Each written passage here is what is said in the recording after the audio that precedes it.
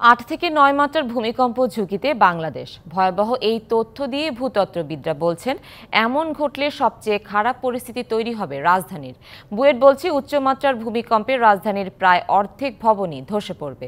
আর দুর্যোগ ব্যবস্থাপনা বিশেষজ্ঞরা বলছেন, এমন দুর্যোগের ২০ ভাগ মোকাবেলার সক্ষমতা নেই বাংলাদেশের। ২৯শে মে ভূমিকম্পে কেঁপে ওঠে ঢাকা, সিলেট ও চট্টগ্রাম সহ দেশের বেশিরভাগ এলাকা। রিখটার স্কেলে এর মাত্রা ছিল ৫.৬। এর ৫ দিনের মাথায় গত রবিবার আবারও ৪.৮ মাত্রার ভূমিকম্পে কেঁপে ওঠে দেশের বিভিন্ন এলাকা।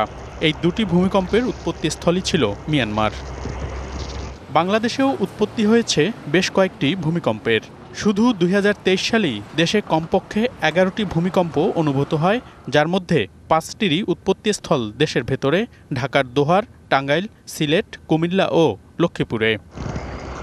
দেশের ভেতরেই রয়েছে তিব্বত, ইন্ডিয়ান ও বার্মিজ প্লেটের সংযোগস্থল, যা প্রতি বছর পরস্পরের দিকে এগিয়ে আসছে কয়েক সেন্টিমিটার করে। এই পরিস্থিতিতে দেশে বড় ভূমিকম্পের আভাস পাচ্ছেন বিশেষজ্ঞরা। এটাকে আমরা বলি লকড জোন। সো এই লক জোন থাকার কারণে এটা আরও আমাদের জন্য বিপজ্জনক।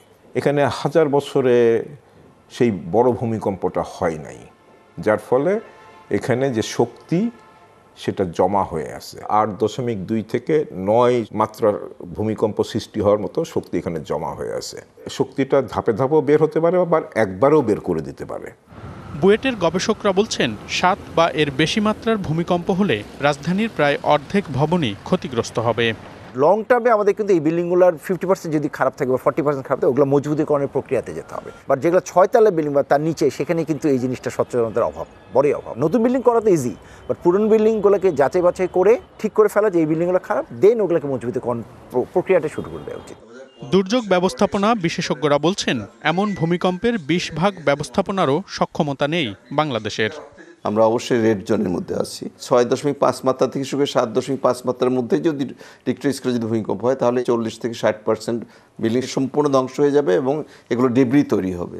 এই ডেব্রিকে সরানোর জন্য যে আমাদের যে প্রস্তুতি যেটা দরকার, তার 20% সক্ষমতা আমাদের এখন পর্যন্ত আমরা তৈরি করতে পারিনি। ভূমিকম্প পরবর্তী ক্ষয়ক্ষতি এড়াতে সরকারকে বহুমাত্রিক ও দীর্ঘমেয়াদী উদ্যোগের পাশাপাশি ভূমিকম্পে করণীয় সম্পর্কেও সবাইকে সচেতন করার তাগিদ বিশেষজ্ঞদের। মনিরুল সোহাগ, ডিবিসি নিউজ, ঢাকা।